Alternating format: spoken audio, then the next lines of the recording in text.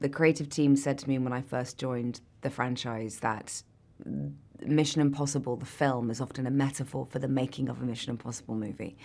And they always intended it to be a far-reaching global experience for audiences. And so they're always looking to expand their geographical ambitions.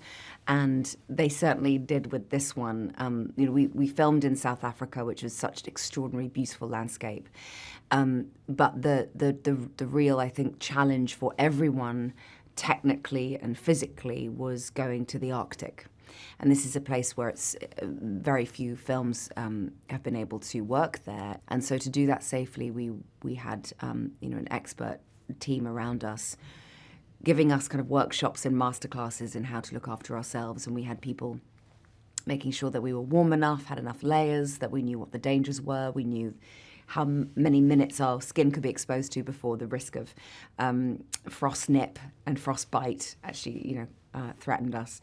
And that kind of adds to the suspense and the drama of it, I think, when you see these shots and these scenes, in particular in the Arctic, just the sense of risk and stakes just to be able to be there filming. I think it translates beautifully on camera. It is remarkable to see the way that he shows up every day, prepared and committed, and with true leadership, which is about service. So he serves an audience. He's always looking for what is the most alive, what will deliver and land in a way that's not been seen before. Everything he does is a love letter to cinema.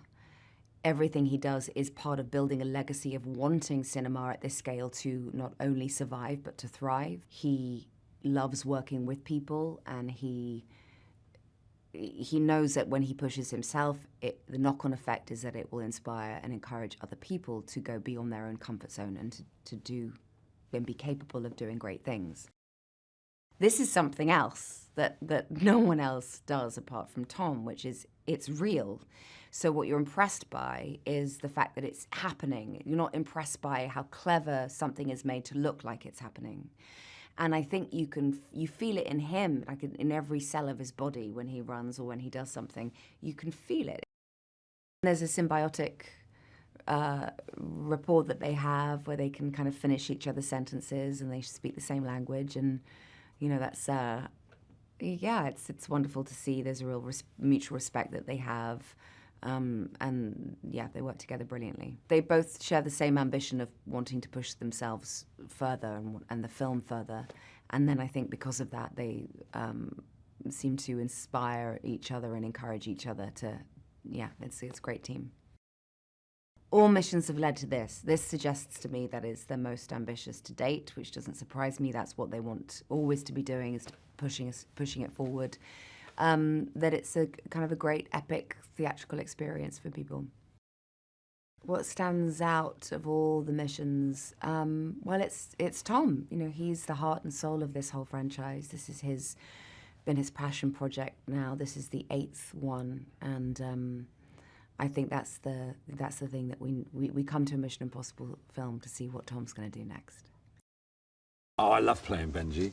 Benji's fun because he's kind of, obviously he started out as being, I guess, he'd often get referred to as the kind of comic relief, which I was slightly blanched at because I feel like there's more to Benji than that. And I think that's become more apparent as the films have gone on. He suffers the same kind of losses and fear and sadness that the other characters do. He just happens to approach life in a certain way. One of the most enjoyable things about being part of this franchise is getting to travel all around the world. We've always been at pains to be in the places we say we're in, and make those places a character in the movie. So, we got to go to Cape Town on this one, which is an extraordinary sort of landscape and country, and then Svalbard in the Arctic Circle, which was my favorite location.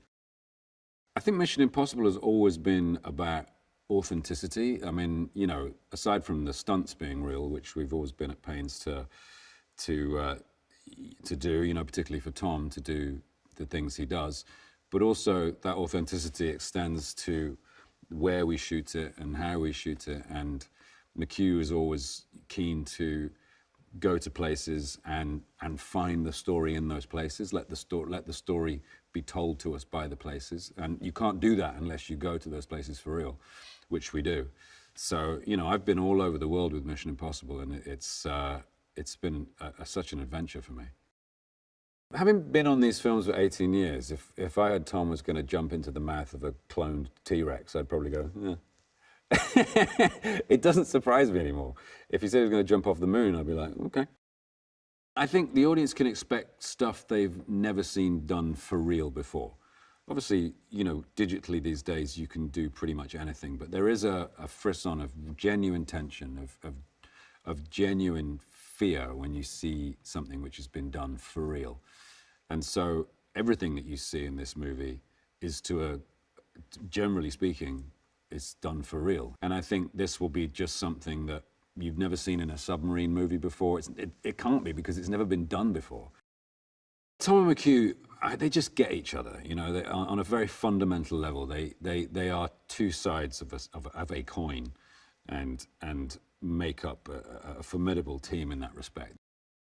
McHugh has one of the most keen understandings of this kind of storytelling, and it will be the first to admit to you that he is constantly learning about how to tell these stories. He's so precise when it comes to telling stories. Like, there's no fat on what he does. There's no indulgence. It's about the most proficient and efficient way of getting information across and telling a story to an audience, and making it exciting and dramatic and highlighting character. Another great thing about McHugh as a director is that he's always felt the weight of everything that's gone before as part of a continuing story, and wanted to make sure that was felt. And so this film, retroactively, but no less brilliantly, ties everything together in a way that makes it feel like we were planning this from day one. He sets the tone, of course, of the movie. Everyone who's involved in this movie is at the top of their game, like everyone from the crew and everyone behind the camera. So it's just, it's such a beautiful collaboration between all these talents. And of course, he always pushes his limits, really, really driven and always very prepared. And he's very helpful for others as well, like if you need an advice, if you have questions, he's always there to help us as well. It's incredible to see them work together. It's like a constant conversations, collaboration, friendship, and love of filmmaking and of beautiful movies. And they're always pushing themselves and inspiring themselves and pushing the limits. I mean, nothing is ever easy on Mission Impossible, that's for sure. And Tom studies everything, every detail of everything, because he has to go through so many things technically. When we went to visit him on set for the scene in the water in the tank, he had to make sure that he could move in the outfit. And, he spent years working and training for everything. And there's the attention to detail with the costumes, with the ways to light a scene. How have they continued? I think it's a simple answer. It's Tom Cruise. Nowhere in cinema do you have the blend of an actor that is not a good actor, but a great actor, and someone who's there's no smoke and mirrors on this. Tom does everything himself. So you have the perfect combination. And no other big star who can act can do the stunts, and no stuntman could go emotionally the depths and plumb the depths that you need in order to play Hunt. I get in a helicopter and we watch Tom take off, and we're following him it's the best of the best, the greatest helicopter pilots, the greatest stunt pilots that are flying Tom as Tom walks on the wing. And I remember just looking, we couldn't say anything, and I remember looking at McHugh, because he's making maybe the last piece of cinema practically done on this level. And so I think we never take it for granted. None of us, especially Tom and McHugh. The energy level is extraordinary on their part. His commitment to cinema is unmatched. He lives on sets because he chooses to live on sets. He loves making films. Audiences, I think, with this picture can expect a good old-fashioned story in that it's got adventure. It's got characters that you actually care about. It has stunts that have never been done before. And again, it's Tom doing everything. Not 70%, not 90% of them. It's 100%. He's doing everything. So you're going to have an amazing movie-going experience with this. This is my second one, which is really cool, and it's mind-blowing to think that I've been a part of this franchise for about 4 years now, 2 films. Coming back to friends with my castmates and coming back to this amazing crew that we have, you know what to expect. You have that familiarity with each other, and I think it made this process more seamless, like a seamless transition for me. What I love the most about these Mission Impossible films are the skills that you get to acquire while doing it. I've learned everything from drifting, jumping out of airplanes, motocross, fights, weapon training, and everything. I think that's the best part about it, but also being able to travel to these different cool locations and experience these different cultures and meeting new people. I feel like I've been all over the world these past couple of years. I was excited for the guy to have the fight sequence in this film because we didn't really get a chance to see that in the first film, see him display any of his fighting talents, and the process working with Wade and Ruta to find what type of fighting style the guy has was very interesting. We really went through the backstory to see how did he get to where he is today and what is his position. The training for it, I had to do a lot of conditioning because, as we all know, fight sequences, this doesn't just happen in one take, one time. No, you'll end up doing it all day, doing the same thing over and over and over. So I had to make sure that I was completely conditioned in order to withstand doing these fight sequences over a week long period when this was shot. Tom Cruise has really encouraged me to do my own stunts. So anything that I can do on my own, that makes sense, I'm like, let's freaking do it. I'm doing it. I'm all game. The audience can expect to be blown away from this sequence. And you will be holding your breath because this guy is underwater. And it's just something about it. When you watch it, it just makes you like tense up, clench up, and like... So when you see him going through in the submarine underwater and on the gimbal, it's just like, dude, get out. Like, just get out. I've been working with Tom and McHugh for 6 years now, and to have those two guys as my mentor has like excelled my learning curve tremendously. They're always available. I can call on them at any time.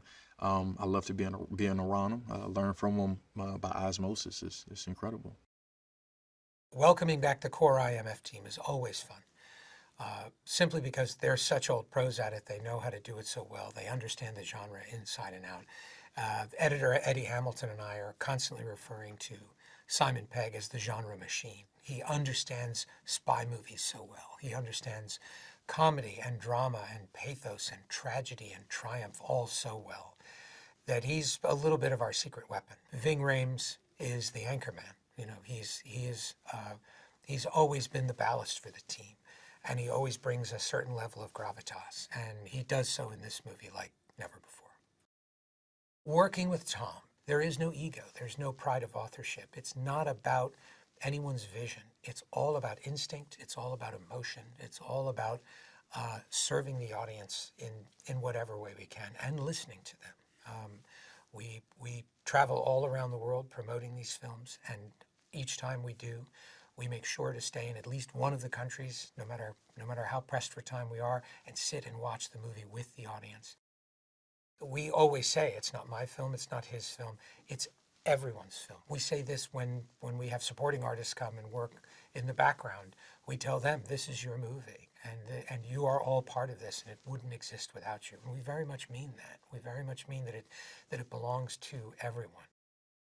It's always about story and character, no matter what. But we always start with some sort of action sequence or some sort of location, a concept for places we want to go, things we want to try as filmmakers, knowing full well that spectacle only matters for a moment. If you're not invested in the characters, if you're not invested in the story, you won't be invested in that sequence.